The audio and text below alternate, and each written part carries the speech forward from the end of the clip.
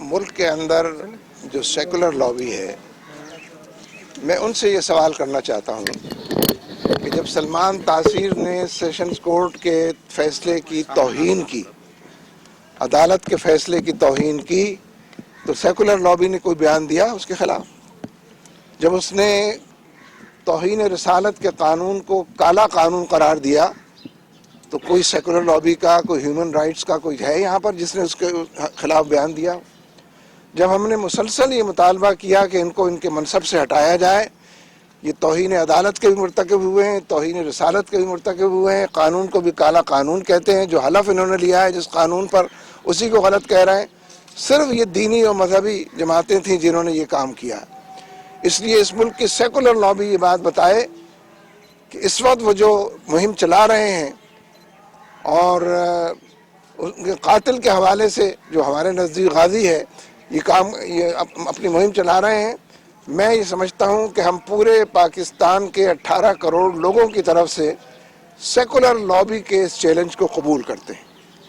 اگر وہ خلاف قانون چیزوں پر خاموش رہتے ہیں، صرف خلاف اسلام چیزوں پر بھی بولنا چاہتے ہیں، تو یہ ہم انشاءاللہ اس ملک کے اندر نہیں ہونے دیں گے۔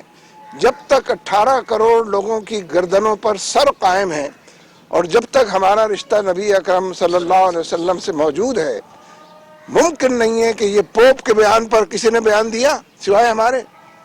پوپ کے بیان کو اندرونی معاملات میں مداخلت سیکولر لابی نے کیوں نہیں قرار دیا اب تک؟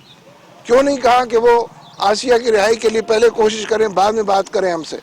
اس لیے یہ سیکولر لابی پاکستان کے بھی خلاف کام کر رہی ہے، پاکستان کے آئین و قانون کے خلاف بھی کام کر رہی ہے، اور اسلام اور مسلمانوں کے جذبات سے بھی کھیل رہی ہے۔ صدر کو ایکشن لینا چاہیے تھا صدر۔ سلمان تاثیر اپنی موت کو ذمہ دار ہیں اور آصف زرداری جن سے برطرفی کا مطالبے کے باوجود انہوں نے نہیں کیا، یہ بات کہیں گے؟ جی میں نے یہی دوبارہ ریپیٹ کرتے ہیں۔ مقرر شاید میں نے یہ بات پہلے بھی کہی ہے، پھر اس کو دہرانے کی کوشش کرتا ہوں کہ سلمان تاثیر کے ایک کے بعد دوسرے اقدامات مسلسل لوگوں کو اس مطالبے پر آمادہ کر رہے تھے کہ ان کو برطرف کیا جائے۔ انہوں نے عدالت کے فیصلے کی توہین کی، وہ اس خاتون سے ملنے کے لیے جیل میں چلے گئے، انہوں نے توہین رسالت کے قانون کو کالا قانون کہا۔ ہر دفعہ ہم نے یہ کہا کہ ان کو برطرف کیا جائے، یہ اپنے حلف کی بھی خلاف ورزی کر چکے ہیں، قانون اور آئین کی بھی خلاف ورزی کر چکے ہیں، عدالت کی بھی توہین کر چکے ہیں اور توہین رسالت کے بھی مرتکب ہوئے ہیں۔ اگر زرداری صاحب یہ بات مان لیتے اور ان کو برطرف کر دیتے تو عین ممکن ہے کہ یہ واقعہ نہ پیش آتا۔ اس لیے اپنے قتل کے وہ خود ذمہ دار ہیں اور ان کے سرپرست ذمہ دار ہیں۔ فرمائیے گا ایک جو بائیڈن نے بیان دیا ہے کہ جو پاکستان کو کسی بھی صورت وہ عدم استحکام سے دوچار نہیں کرنا چاہتے، نہ ہی اس کو بھارت کو اس پہ ترجیح دیتے ہیں، لیکن آج ابھی بیان دیا مائک مولن نے کہ وہ کہتا ہے کہ جو گارڈ ہے پاکستانی ہے دہشت گردی کے حوالے سے۔ آپ کیا سمجھتے ہیں کہ ایک طرف آ کے کچھ بیان دیتے ہیں، دوسری طرف کچھ بیان دیتے ہیں؟ کیا کہے دوسرے؟ مائک مولن نے کہا ہے کہ جو پاکستان دہشت گردی کا گارڈ محفوظ بنا گیا دہشت گردوں کے لیے۔ دیکھیے، امریکیوں سے تو جتنی جلدی نجات ملے گی ہماری آزادی کو اتنا ہی زیادہ تحفظ ملے گا۔ ہم وار آف ٹیرر کے بھی خلاف ہیں، یہ ہماری جنگ نہیں ہے، یہ غیروں کی جنگ ہے، امریکہ کی جنگ ہے، یہ ہماری گولیاں ہمارے سینوں میں اتارنے کی جنگ ہے، یہ پوری پختون بیلٹ کو فنا کرنے کی جنگ ہے۔ اس لیے وار آف ٹیرر سے بھی ہمیں واپس آنا چاہیے، ملٹری آپریشن بھی ختم ہونا چاہیے، مذاکرات کی میز بچھانی چاہیے اور جرگے کی اور مذاکرات کی سیاست کرنی چاہیے، ورنہ کبھی بھی دہشت گردی کا مقابلہ دنیا بھر کے اندر طاقت سے نہیں کیا گیا ہے، افہام و تفہیم سے کیا گیا ہے۔ اس لیے امریکہ ہم کو معاف رکھے، ہمیں ہمارا کام کرنے دے۔ وہ شکست کھا چکا ہے افغانستان میں، جس پر ہمیں خوشی ہے، اور اگر وہ مزید وہاں رہیں گے تو مزید لاشیں اٹھائیں گے، اپنے تابوت وہاں پر امریکہ بھجوائیں گے۔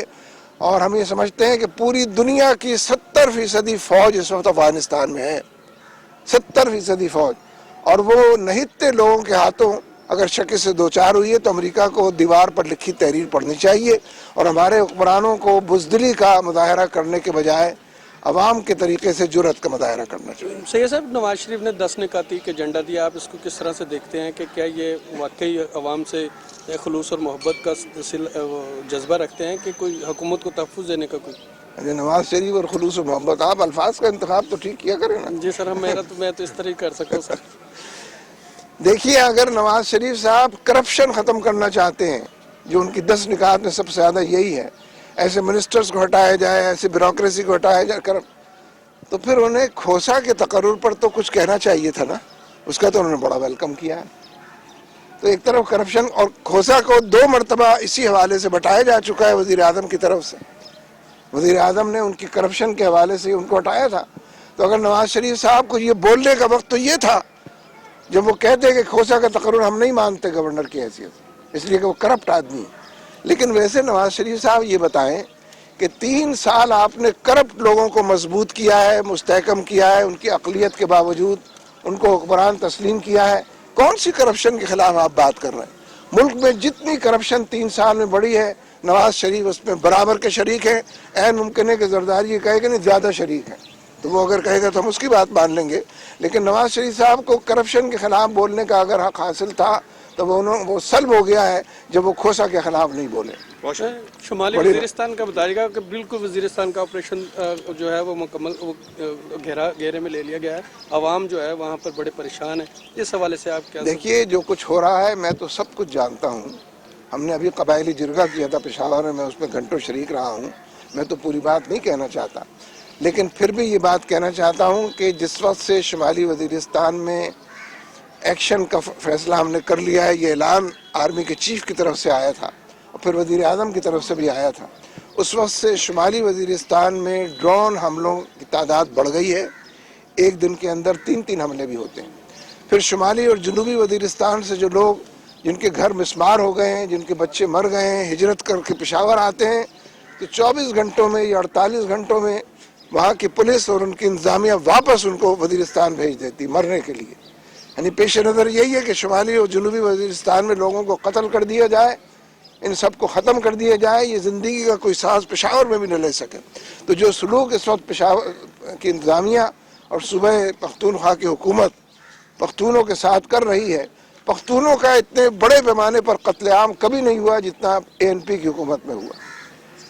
ANP میں آپ کو یاد دلاؤں, پتہ نہیں آپ اس کو کتنا کہیں گے نہیں کہیں گے, جس وقت سارے پختون ریفرینڈم میں پاکستان کو ووٹ دے رہے تھے,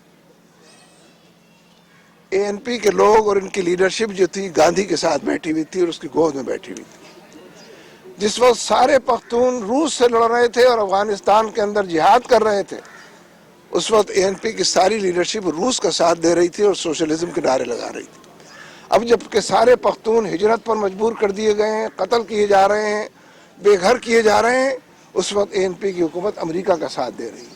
اس لیے ANP کا سارا ماضی اینٹی پختون اور اینٹی پیپل ہے. بہت ماضی, بڑی مہربانی.